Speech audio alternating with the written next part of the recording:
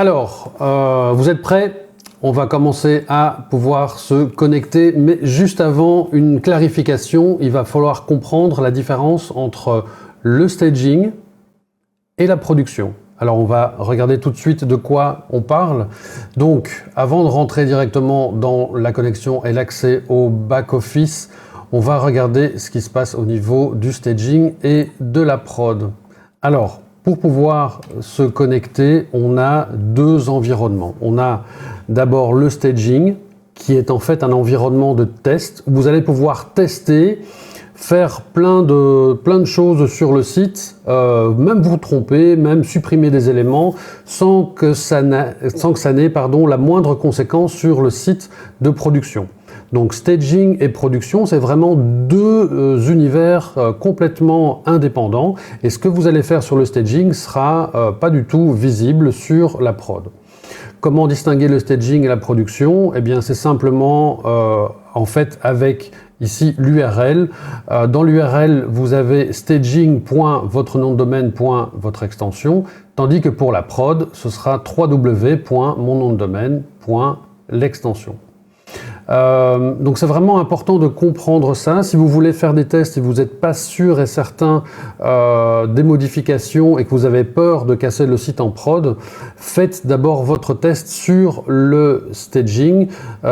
Déjà ce sera moins stressant pour vous si vous partez un peu à l'aventure. Et lorsque vous aurez fait vos tests sur le staging, alors, et que ça correspond bien à ce que vous voulez voir affiché sur votre site, lorsque vous aurez fait ces modifications sur le staging, vous allez pouvoir faire la même chose sur la prod. Donc, ce qui se fait sur le staging, ça reste sur le staging. Ce qui se fait sur la prod, ça reste sur la prod. Donc, ça veut dire que des choses que vous faites sur le staging, vous n'allez pas pouvoir les propager sur la prod. Il va falloir faire la même modification sur la production. Alors, quand est-ce qu'on va intervenir sur le staging? Quand on fait des modifications assez conséquentes sur le site.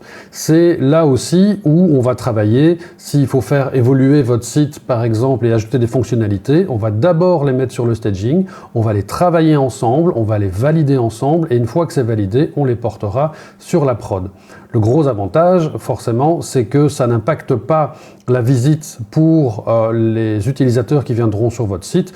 On fera toujours attention, évidemment, de ne pas faire des grosses modifications sur le site de prod et avec le risque que vos utilisateurs arrivent sur un site en chantier.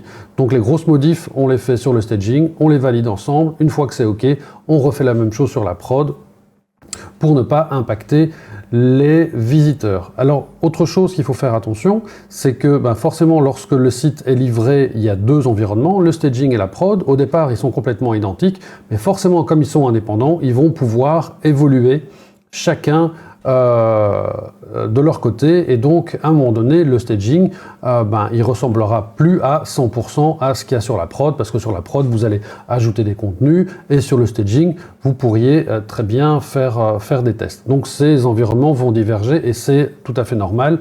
C'est tout à fait possible par la suite de reprendre la prod, de faire une image de la production et d'aller écraser le staging pour qu'on ait à nouveau deux sites complètement identiques. Si vous le souhaitez, il n'y a aucun problème. Il n'y a aucun problème pour ça. Si vous voulez aller un peu plus loin et comprendre à quoi ça sert le staging et avoir un peu plus d'informations, j'ai fait une vidéo sur YouTube qui s'appelle « Le staging, c'est quoi ?» Je vous mettrai le lien dans le commentaire de la vidéo.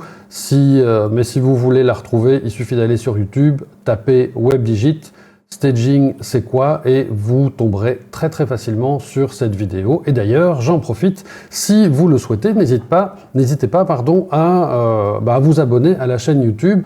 Vous recevrez comme ça des informations régulières sur la transformation digitale et puis sur aussi tout ce qui est WordPress et des trucs et astuces sur WordPress. Donc voilà pour la différence entre le staging et la prod. C'est vraiment important de comprendre ça parce que parfois c'est un peu nébuleux. Donc les tests sur le staging et tout ce que vous voulez voir en ligne sur la prod. Voilà, je vous dis rendez-vous à la prochaine vidéo. Ciao, ciao!